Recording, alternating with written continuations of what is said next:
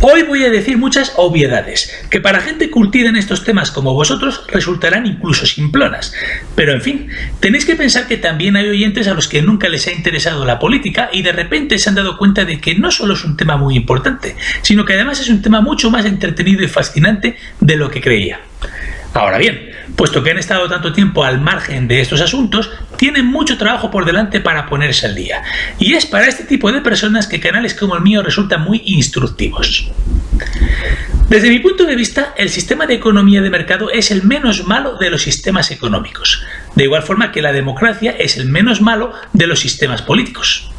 Yo jamás afirmaría que son los mejores sistemas de todos, sino que afirmo que son los menos malos de todos. El matiz es muy importante.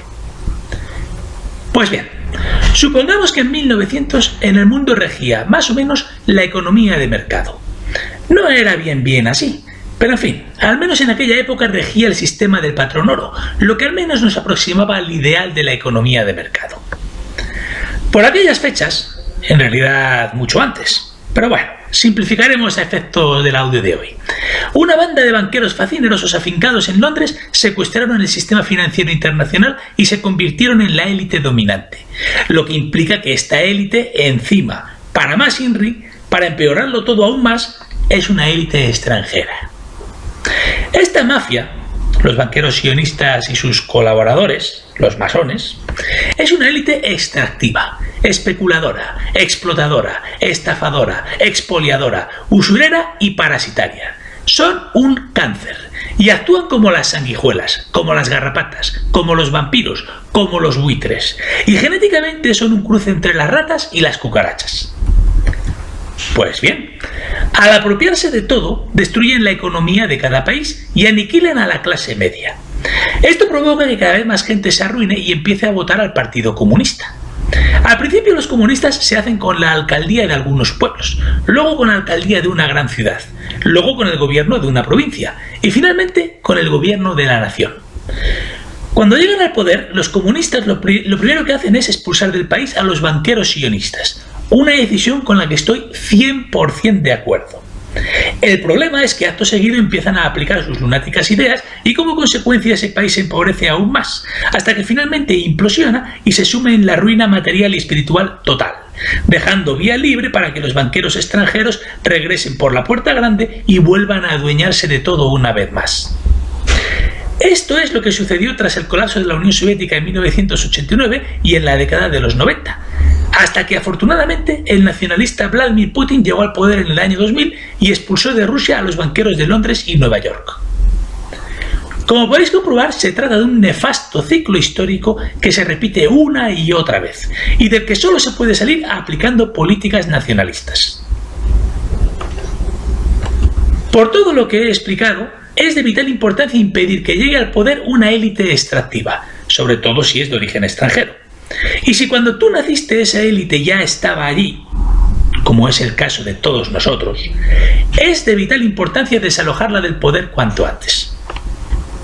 Esta élite internacional, que fomenta la ideología liberal, pues esta ideología precisamente propugna derribar todas las murallas y barreras que protegen a los países de esta élite banquera, tiene dos enemigos: los nacionalistas, que están a favor de la propiedad privada, de la economía de mercado y de las fronteras, y los comunistas, que están a favor de abolir la propiedad privada y las fronteras y de aplicar la economía centralmente administrada, es decir, que todo esté en manos del gobierno, o sea, de los políticos.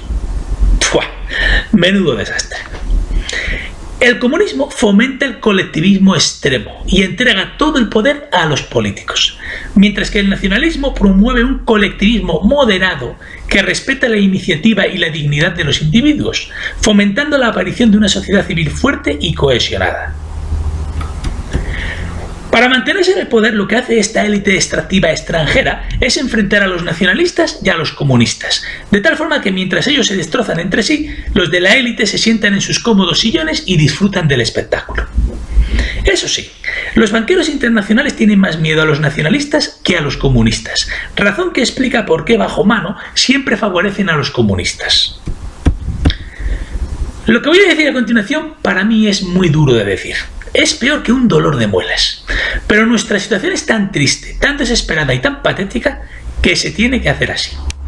Si los nacionalistas y los comunistas de verdad quieren desalojar del poder a esta élite extranjera, tienen que pactar una tregua entre ellos y colaborar para poner fin al reino de terror de la élite sionista satánica. Esto, lógicamente, es más fácil decirlo que hacerlo. Desgraciadamente, una vez se consiga ese objetivo, algo que me parece a mí que no veremos nunca con nuestros ojos, los comunistas atacarán a los nacionalistas con la idea de neutralizarlos. Pensad que digo neutralizarlos para no utilizar un verbo mucho más desagradable. Una pena, la verdad, porque nosotros, los nacionalistas, en realidad no le tenemos tanta inquina a los comunistas como para desearles el mal extremo. Analicemos el caso de España. Nosotros creemos que este territorio es lo suficientemente grande como para que cada grupo se instale en una parte y allí desarrolle su sistema político y económico, olvidándose completamente de los del otro grupo. El problema, como digo, es que los comunistas están obsesionados con los nacionalistas. Al parecer no pueden vivir sin nosotros. Se pasan el día pensando en nosotros. No lo pueden evitar.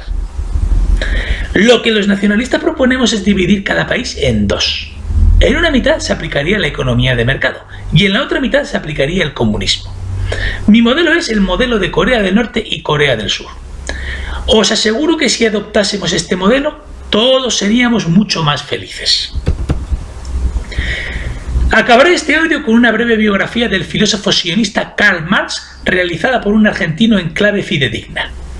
Por cierto, mi paisano de ultramar se olvidó de mencionar que Karl Marx dejó embarazada a su sirvienta, hablando de explotación y abuso de posición de dominio, y que luego además se desentendió completamente de ese muchacho, lo que demuestra su verdadera catadura moral.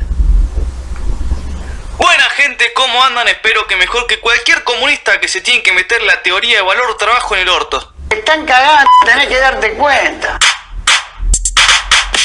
Hoy te cuento la vida de Karl Marx. El Carlitos Marx nació en Alemania un 5 de mayo de 1818 y en el horóscopo chino es cerdo de tierra. No sé qué tiene que ver, pero no creo que sea casualidad. El Charlie fue filósofo, pero a diferencia de ellos, no trabajó en McDonald's. Él directamente no trabajó. Irónicamente, los padres de Marx tenían bastante guita. El padre era abogado y dueño de unos viñedos y la familia de la madre fundó Philips. Tiene una vida aburrida, el padre lo obliga a estudiar Derecho, le fue como el culo y solo iba a la universidad a ponerse el pedo, esto es verdad. El padre, en vez de decirle que se cambie de carrera o que deje de pelotudear, lo mandó a una universidad mucho más difícil en Berlín y bueno, se fue a la Universidad de Berlín, donde fundó el primer centro de estudiantes y bajó el precio de la fotocopia. Esto es mentira. Al final no terminó nunca la carrera de Derecho y se recibió de filósofo. Ahí está el chiste. Dato curioso, se llama Karl con K de kirchneristas de mierda, huevan toda la guita, aunque en España muchas veces lo escriben con C de Cristina Forra, suicidaste Nisman, hija de puta. Durante todo ese tiempo y para la eternidad, como ya dije, y como buen zurdo, nunca trabajó. Siempre lo bancaron los padres pasándole guita todos los meses. Y si no le llegaba rápido lo que pedía, mandaba cartitas quejándose. Hasta que el padre fallece, recibe una herencia de 6.000 francos, que les juro que estuve buscando una pocha, cuánto equivale en ese momento, y no encontré nada. ¡Es sospechosa la wea! Aunque se dice que con un tercio de la guita armó un grupo de trabajadores belgas que estaban preparando la revolución. Después se dice que eso fue mentira, el Ministerio de Justicia de Bélgica lo acusó, lo arrestaron y lo echaron de Francia. ¡Adoro los finales felices! Obviamente se gastó toda la guita y empezó a pedir adelanto de herencia de la madre, que también fallece y le dan lo que les corresponde, pero menos que antes. Así lo dice la Biblia. Otra vez, irónicamente, él después pide la abolición de la herencia. Comunista, no lo entenderías. Una vez que ya se comió todo lo de los padres, empezó con los amigos. Y de acá viene esa cosa de la izquierda de no querer pagar la deuda externa, porque Marx nunca devolvía la guita. Me hace acordar a cierto país. Cuando ya nadie le quería prestar plata porque obviamente no se le iban a devolver, apareció su amigo Engels, que era un bohemio, un revolucionario o un obrero. ¡No! Era dueño de una industria textil, tenía demasiada guita y le daba plata al Charlie para que siga escribiendo los libros como El Capital, que lo puede encontrar en cualquier biblioteca del país, y así estamos, o el Manifiesto Comunista, que lo recomiendo mucho para hacer el asado. Es más, me animo a decir que es el único aporte comunista que ayuda a combatir el hambre. Hasta que lo que le daba a Engels dejó de ser un tipo, una donación, y directamente lo adoptó. Siguió escribiendo cosas, viviendo de arriba hasta 1883, que fallece. En 1883, en el horóscopo chino, es el cerdo de agua. Podríamos decir que algo evolucionó. Para nuestro mal, hay mucha gente que toma sus ideas de mierda, que solo producen miseria, y nuestra misión es tratar de contrarrestar toda esa cagada que se viene. Y casi me olvido, para visitar la tumba de Marx tenés que pagar. El chiste se cuenta solo. Chao.